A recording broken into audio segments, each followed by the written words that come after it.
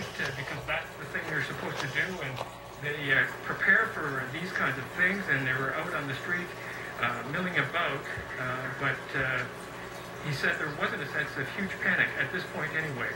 Most of the panic, I'm sure, and most of the damage is on the eastern coast of Japan, where the tidal waves are hitting right now. How many of those balls are going to explode? Huge fire, huge plumes of smoke. That is downtown Tokyo, or outside of Tokyo, I believe. And that is just one of the byproducts of this earthquake. As we mentioned, we are bringing you live coverage from Japan. Breaking news: huge earthquake, 8.9 in magnitude, rocked the country, mostly in the northern part of Japan. But that triggered a huge tsunami, which is starting to hit, has hit, and is continuing to hit areas of the country. You can see right there that those are waves coming into shore. Those are boats just being tossed around on a city street. And huge damage. Boats are smashing into bridges. Cars are fleeing the area. But that is a city that's underwater. And just looking at these pictures is just unbelievable to see that happening.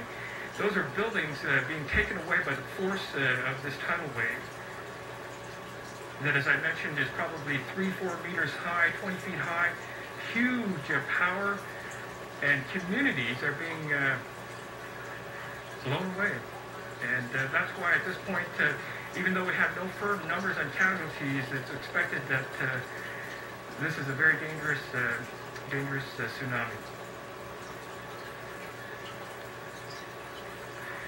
Earlier shots showed deaths will go over 1,000, I think. Being just swept away. I don't know where this shot is, but it looks like it's somewhere on the coast community where it's quite populated, and that is the city pretty much underwater at this moment, and it's still, the waters are still moving very quickly, as you can see.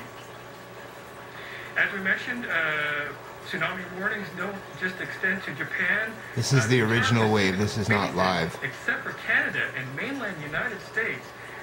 Folks, that's a huge, huge area where this tsunami is affecting. Hawaii and Indonesia are two countries that are facing more severe problems because obviously geographically they're closer. And if you look at this picture, you can see those are houses and cars and people's lives being swept away. Stay in your vehicle. Devastating. It's almost beyond words.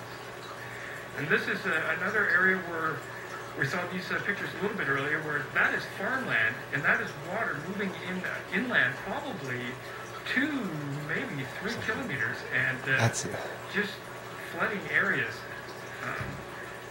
More water, more buildings, and construction underwater.